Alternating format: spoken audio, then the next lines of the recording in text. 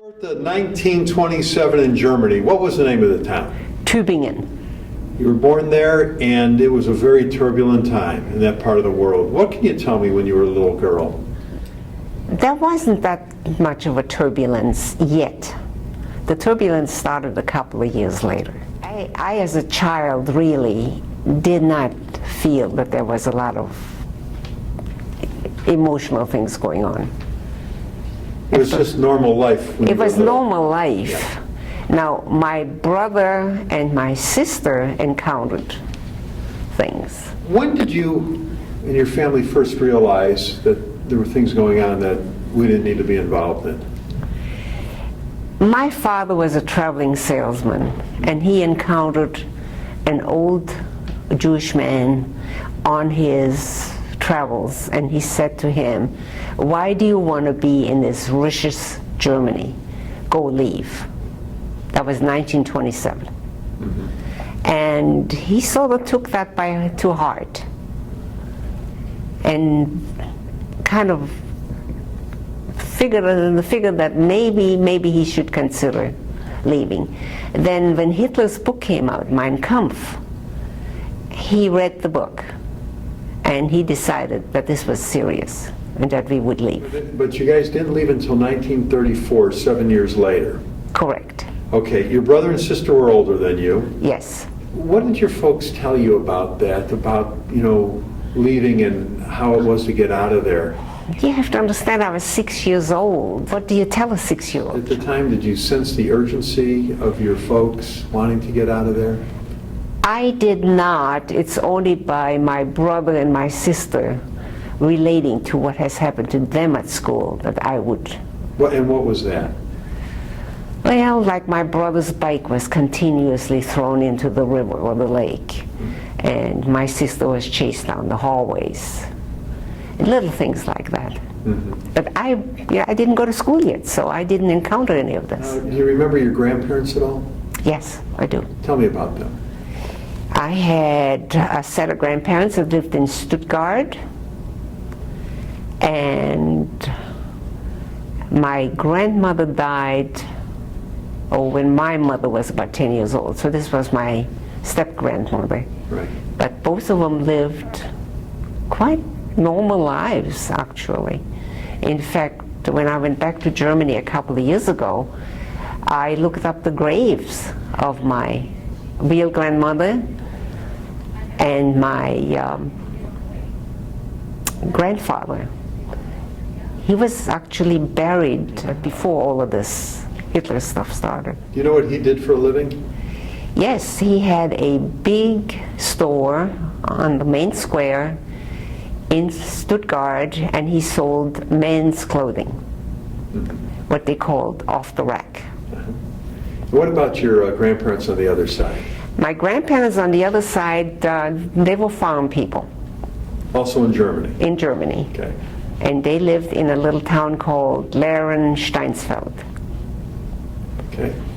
Which is quite a ways from Stuttgart. Now, did you ever see your grandparents when you were little? Yes, okay. I did.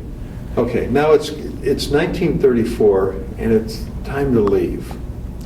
What did your folks say to you guys? I mean, you knew you were going to move to another country. Right. Tell me this story. It was so exciting. Yeah. We were moving to the Balkans. This was a magical time for me, really. And how did your folks know where they wanted to go? My father's territory included Serbia. So he knew the territory. Right. And he decided that he would open a factory in Yugoslavia. Okay. And then you stayed there how long? 6.5 years. Okay. And what was life like when you were little there? Now the war breaks out shortly thereafter, after you get there. We did not feel anything as far as the war was concerned. The main thing we were interested in is getting this business started. Right.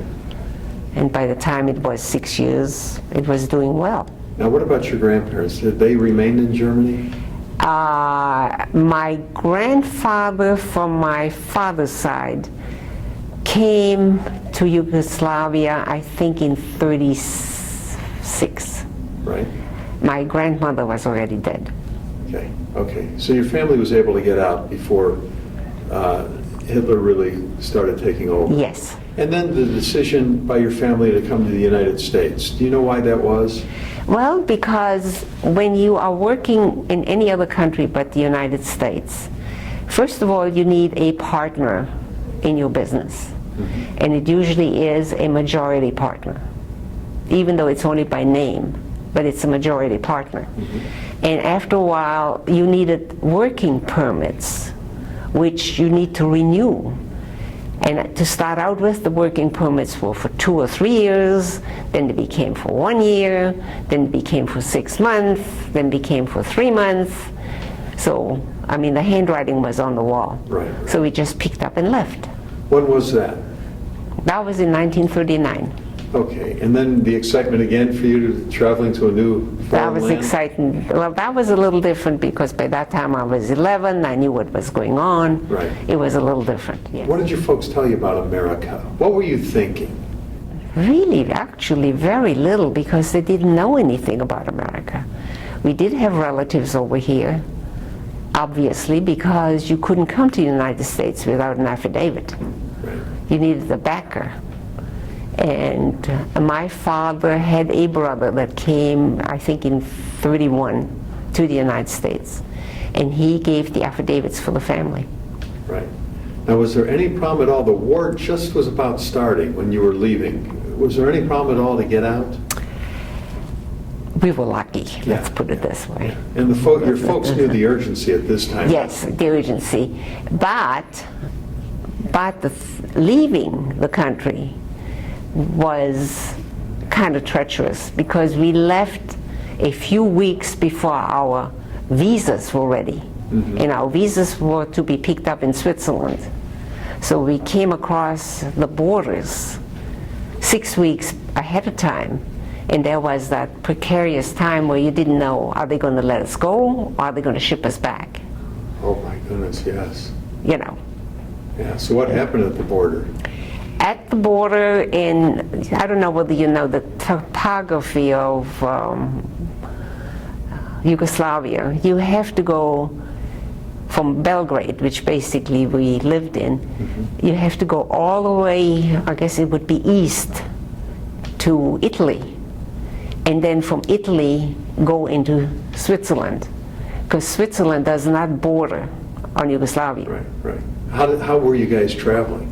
Well, there, from the one section we took by train, and that was no problem. Getting into Italy was no problem. But getting out of Italy, we traveled by limo. Mm-hmm. And it was 7 people in the limo.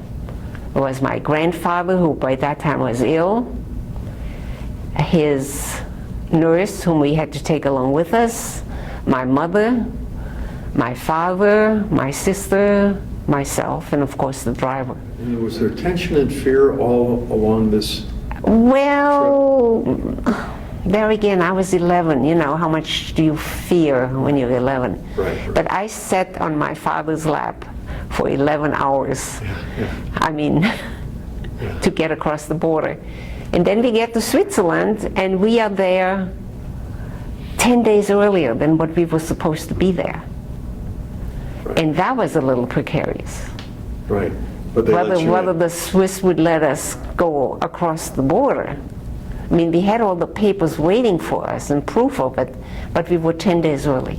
So what happened when you got to the border there? Well, they looked us over. We looked like a bunch of gypsies coming across. If you can imagine, we had one of these, what was it, the 1935, I think, car. Mm-hmm. Well, it had the suitcases in the back, you know, they had a rack in the back.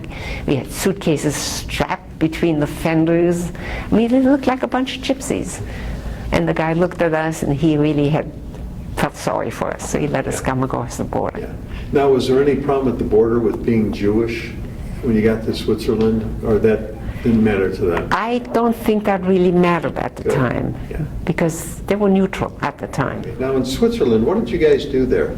I mean, you had to make home Well, we stayed in a small hotel.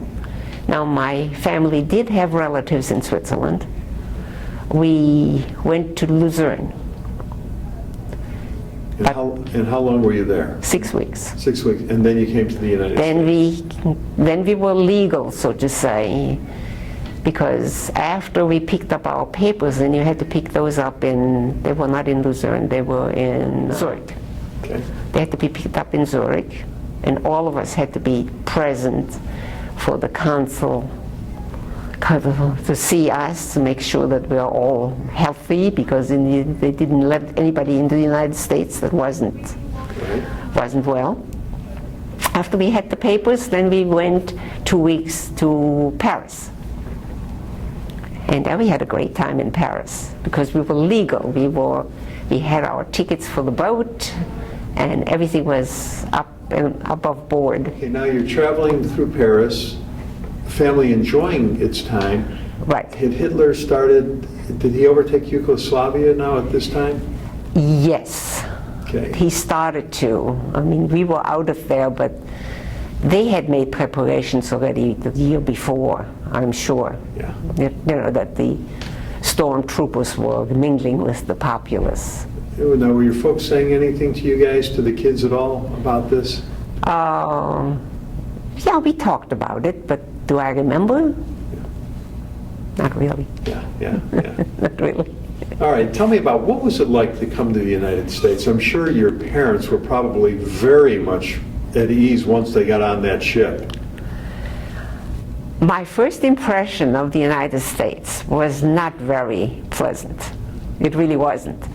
When you land in New York at those piers, with those dirty buildings, with those fire escapes, which I had never seen in my life. I had never seen a dirty building like that. It was a shock. It really was a shock. Yeah. And then living with our relatives, that was another shock. Why was that? Because living in those dark apartments, they were just, I mean, I came from the backwoods where there was lots of sunshine and what have you, you know. And all of a sudden you come into these apartment buildings with the smells and the dirt and the noise, and one window facing the front and everything else faces a wall, you know. So you looked at your mom and said, "What am I doing here?" Yeah. Really, yes. So now that you got to the United States, what was your dad's plans? What was he going to Well, do? my father said, I am not staying in New York. Okay. So therefore, within 6 weeks, we moved to Philadelphia. Okay. And the reason we moved to Philadelphia was that the brother that gave us the affidavits had property in Philadelphia.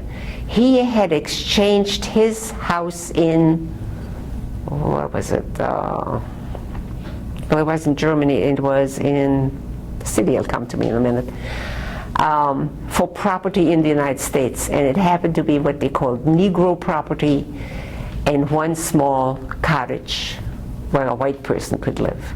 Okay. I mean, everything was so segregated. That was another thing that was a shock. The segregation? The segregation. I had never seen that. That was a real shock.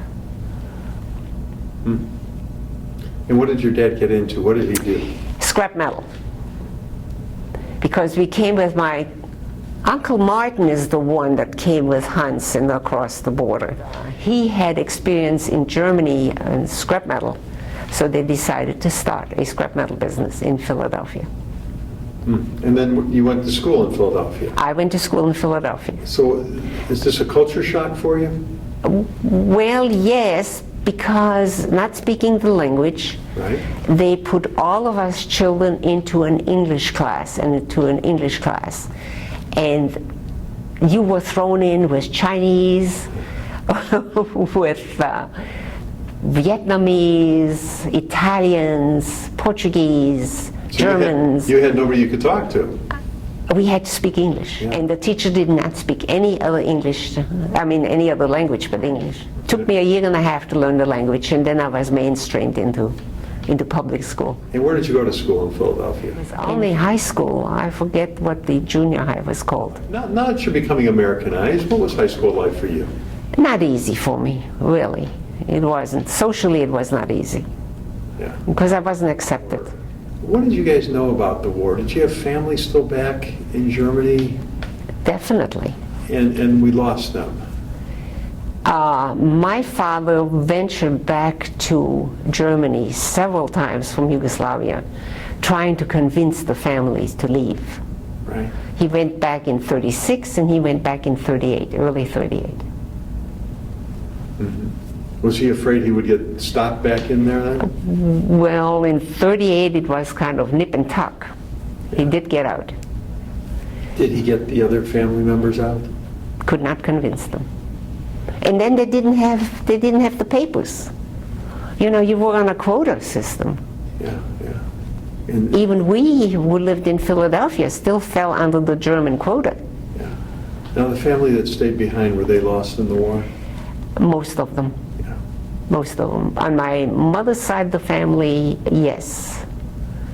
My grandmother was in a concentration camp all during the time. She was in Theresienstadt. The family on my husband's side, they all died.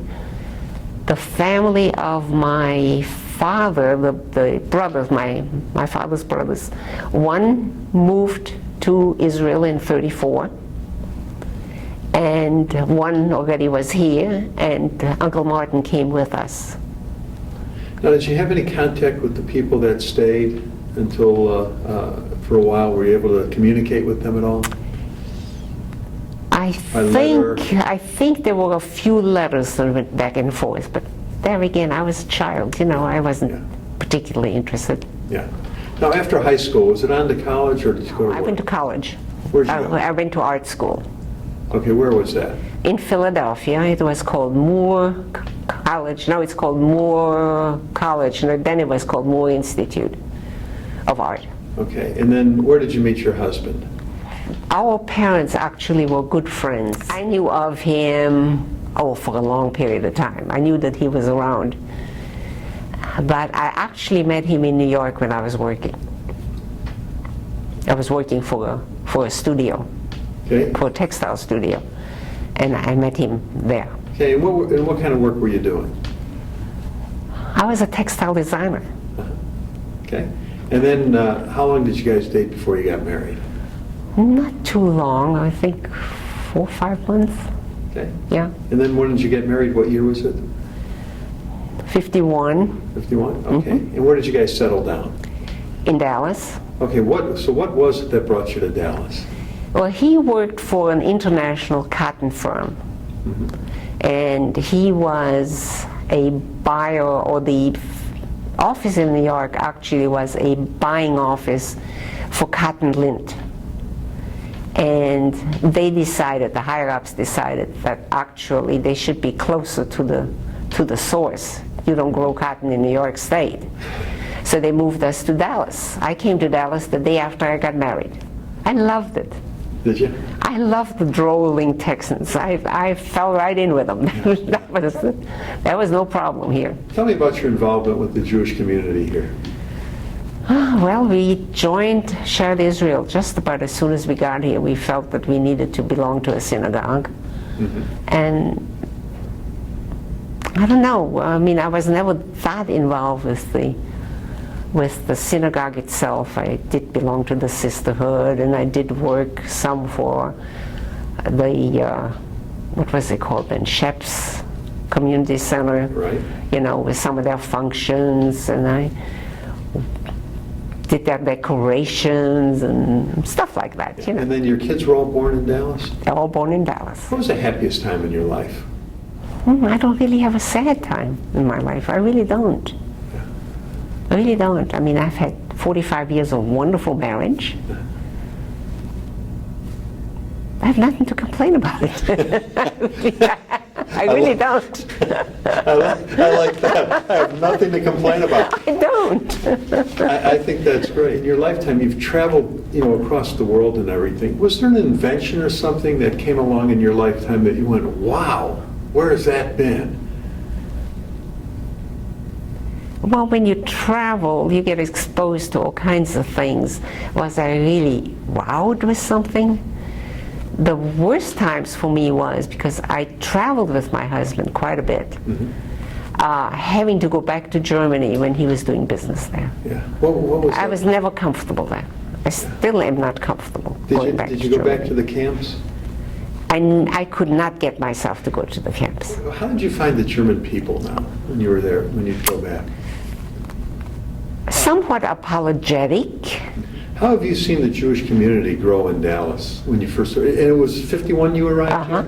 How has it grown? Oh, tremendously. When we got here, there were 3 synagogues. There was Temple Emmanuel, there was Sheret Israel, and there was Tiferet. Now, how many synagogues are there? Yeah. A tremendous change in the city as well as the Jewish community. Now, in your lifetime, you've lived through obviously so many momentous occasions. The war, of course. Yes. President Kennedy assassination, something Yes. good, the moon landing the first time in '69, the tragedy of 9/11. What is it that really stood out in your mind that you said, oh my goodness, I know exactly where I was when this happened?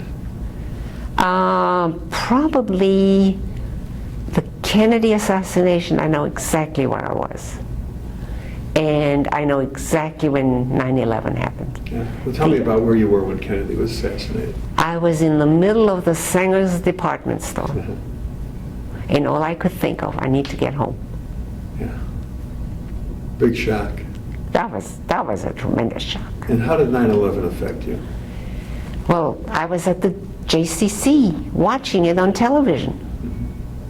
That was another shock. When you see how kids are growing up in this country compared to what you really had to go through, I know you were somewhat shielded by it because of your youth, but do you ever explain to them what you had to go through, your family had to go through? There is no way of really verbalizing that to your kids, because no matter what you say, it doesn't sink in. It really doesn't. Yeah. If you don't feel it on your own skin, forget it. Yeah. Well, you and Arno had 4 children. Right. Are all 4 in the Dallas area? No, just 2. The boys stayed. Your boys are in Dallas area, and your daughters are where? One daughter lives in New York City, and the other one lives in Portland, Maine. You have 7 grandchildren, no great-grandchildren yet. What advice does Grandma want to leave to those 7 grandkids and the next generation? Never take anything for granted. It's great advice.